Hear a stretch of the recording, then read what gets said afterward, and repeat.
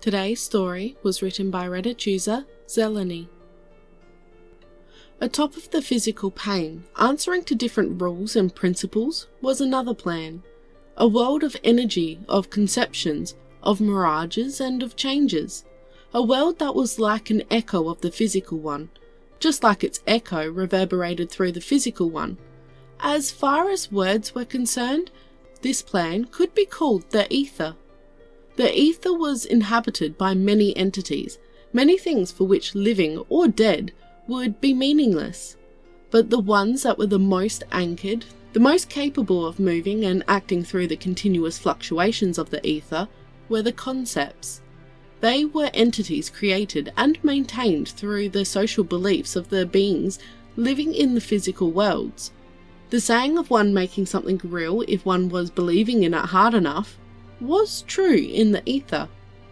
The joined beliefs of millions, billions of beings sharing a same vision into a concept, created an entity to answer for that belief, to represent it, and that entity had the corporeal traits of the common representation said living beings had of this concept. The appearance and the power of a concept varied according to the being's beliefs in it. If a concept was thought to be refined, its appearance would have a refined clothing and behaviour. If the belief in this concept was faint, its power would be weak. And just like the physical world's changes influence concepts, the concepts would also influence the physical world. If two concepts fought, and one won, then the living being's belief in this concept would be significantly weakened. Thus, the victories of one people over another also somehow depended on the literal power of their beliefs into their concepts. A weakened concept could break a people's spirit and unity, and allow their opponents to gain the upper hand. The galactic agglomerate was an empire both in the physical world and in the ether. The Hinbar were the first ones to initiate this gigantic motion of conquest, and since then, it never stopped. Thanks to the races that were conquered and the ones that joined the Hinbar, the agglomerate waged war through cultural means as well as military ones, expanding the right religion to take over the people, proposing the right deals to appeal to the right side of the ruling class, managing to gain the interests of the race for the way of life they offered them if they joined the empire. The galactic agglomerate took in tens, hundreds of billions of individuals and organised the different people to work together for the conquest, strengthening the principles and values, and by doing so, strengthening the concepts. In the ether, the galactic agglomerate was the union of many concepts, shared and developed, carefully nurtured and unconsciously granted great powers thanks to the strongest beliefs of each people that joined the agglomerate. When the newly discovered race needed to be conquered through force, the Empire's concepts defeated the concepts of this race, mostly with ease thanks to that overwhelming power. And when one concept was particularly resilient, the victories in the physical world were enough to weaken it before crushing it. This was the galactic agglomerate, and no people stood against it. All joined it, or were destroyed. And one day, it came across a specific corner of the galaxy, and its conquest started once more. The Empire concepts were all gathered in front of humanity. The bipedal race seemed to be like many other ones they had encountered, a bit on the rebellious side. They refused to be integrated into the Empire because of what they judged unfair trade and regulation deals. They could not be seduced by the amazingly rich culture of the agglomerate because they had themselves a diversified cultural system, a particularity frequently come across in territorial races, and they refused to surrender in front of the Empire's forces, probably because of their pride or their overconfidence. The two factions already organised their positions strategically for the fight to come, as far as strategy could go in a battle of pure power. They were staring at each other, trying to analyse the weak spots, to see the layout of the forces, and finally, while in the physical world, the armies were preparing to clash, the concepts began their fight. Humanity had put their weakest concepts in the front, and they were quickly wiped out. It always went like that. The weak beliefs were forgotten in front of conflict. Only what mattered remained when a common enemy was encountered. Then came the common concepts, the ones that were not actively nurtured, the ones at the back of the mind. Morning, a child with warm clothes and smelling coffee, fell to the Golmus's dawn. A humanoid octopus dressed in dark robes. Dog and cat both fell to the double-jawed reptile of the Hyrkans. Home, an old woman with firewood on her back and a pillow in her arms, fell to the Gumney's citadel and its metal spikes upon its long arms. Then there were the weird ones, the concepts that were strong for no reason, usually out of shared culture or recent events. Star Wars, a human with a black mask and a blue lightsaber, and Lord of the Rings, a small man dressed in grey with a sword, a ring and pointy ears. Internet, fairly strong being with many limbs and faces, all different colours and age, carrying books and screens by its belt. Or Ghost, a white draped figure with bloody hands and no pupils. All of them were outnumbered and butchered by the Kalos's Moonheister, the Frasfatas, Huji and Guji, the Posses number 4 and many others.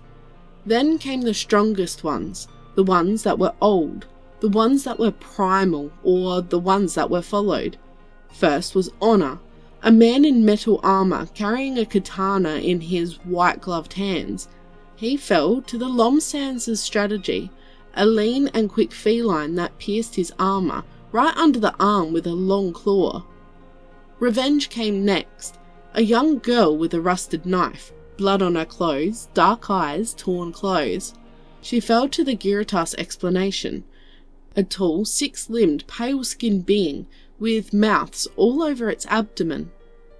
Sun, a tall, shining human carrying a water bucket and a flaming wood branch, and Night, a black wolf with white lighted eyes and silent steps, both fell to the Hubaz's nebulae and ocean, two beings of changing fluids and multiple tints. Science then fell, an old man with white blouse, grey beard and hair, and an electric gun in hand. He couldn't beat the power of the Fotlum's knowledge, its heavy-horned head out of its thick shell covered with books. Then came Justice, a woman in a dark robe carrying a sword and a scale. She fell to the Reese's Law, a fish-like being with dozens of eyes and a spiked tail. Money put a serious threat, a fat man richly dressed with a metal arm and calloused dirty hands. But he fell to the Easreats' economy, a giant bird with 4 wings and gems as feathers. Then Art advanced, an old man covered in paint, a guitar on his back and a hammer and chisel in his hands. He fell to the Giselles' tails, an arachnid with colourful clothing and amps on its back. Family came, a two-faced human on a female-like body, with large belly and strong arms, only to fall in front of the Rothauses' tribe, a blue-skinned and black-haired being with large muscles and wood armour. War was next, and the level of power went up. It was a huge man in a Kevlar vest and a straw loincloth, carrying an axe, an assault rifle and grenades. He fought long and hard, but fell to the Gyguns' violence, a red-haired mammal with 4 arms and huge fists, arms with metal spikes. Then advanced God, with grey hair and white clothing, slowly flying with lightning in one hand and a huge key in another, only to fall in front of the Ions' elder, a gigantic stone-skinned being with lava as breath and trees on its back. Next was Love, a woman simply dressed with her head held high and a large smile on her face. She emanated strong energy that was hard to pass through, but eventually she fell to the Turnims' fusion, a 2-headed being with intertwined colour patterns upon a sleek skin and 2 sharp tails. The end was near. Hope stood, a child with closed fists and an ever-shifting flag. Each time he fell, he stood back up. Each time he was cut off, he regrew. Each time he was beaten, he continued to strike back, but finally, he fell, burned to oblivion by the Calaxis's ruthlessness and its burning hands, its scales pulsing with dark blood and its eyes lighting up in a cold blue. The last human concept was the most primal, the first one and the last. The thought about and the fled. Death rose up, a black dress, white hands of bones, and in them a huge scythe. Death was often one of the strongest concepts of the encountered races, but it was unusual to see it last. Nevertheless, the Himbaza's survival always wanted to deal with the last one. And it did. The battle was a chilling one. The Himbaza's survival was a hairy being on all fours, with prehensile hands and tools hanging on multiple belts. It was clever and quick, and could adapt to everything. But humans' death wasn't one to be diversified. It was simple, both brutal and swift. Death tore up survival one limb at a time, and survival regrew them one limb at a time. Survival ran and striped, bit and jumped. Death just swung its scythe tirelessly. It was a long fight. None of them seemed to weaken, but after another merciless fury of survival's claws, Death fell, vanquished. And behind Death, it appeared. Cross-legged on the ground, it stood up, and every concept of the Empire could feel it. Its power was enormous. It was a human, or at least a human shape. But that was all it was, a shape. No skin, no features, no defined characteristics. Staring at it was both like staring at emptiness and at blinding lights. There was no murderous intent, no kindness, no fear emanating from the human entity. It stood there, its head moving from one side to the other as it seemed to be examining the concepts that were facing it, and then it walked forward. Survival tried to jump against it, and many others, violence, law, ruthlessness, but none of them touched it. Before coming into contact with it, they fell to the ground, inert. It continued to walk forward, step by step. It went further into the mass of powerful concepts of the Empire. No attack landed, no word reached. The closer it came, the more its power crushed the other concepts. It just was there, walking, and its sole power sufficed to render useless all the strength of the concept that stood near it. Finally, it reached the most powerful concept of the Empire. A mass of limbs, heads, skins, feathers, scales, hairs, tendrils, shells, eyes, claws, the fruit of the common and strongest belief of all of the beings of the Empire, the galactic agglomerate's conquest. And once it reached it, in the heart of the Empire army of concepts, face up looking at the huge enemy in front of it, it just stood there, immovable, unfaceable. All entities around, as they were being drained and vanquished by its sole presence, wondered. All human concepts had stood in front of it. Revenge, justice, art, war, hope, they all stood up for it. Even death protected it. And no belief in the Empire was strong enough to face it, let alone defeat it. They all fell, even conquest. In the physical world, the armies were stopped, the forces were unable to advance. The planets were not conquered, the race not assimilated. So they went back, and in the ether they did the same. Weak, hurting, the galactic agglomerate's concepts were pushed back in front of it.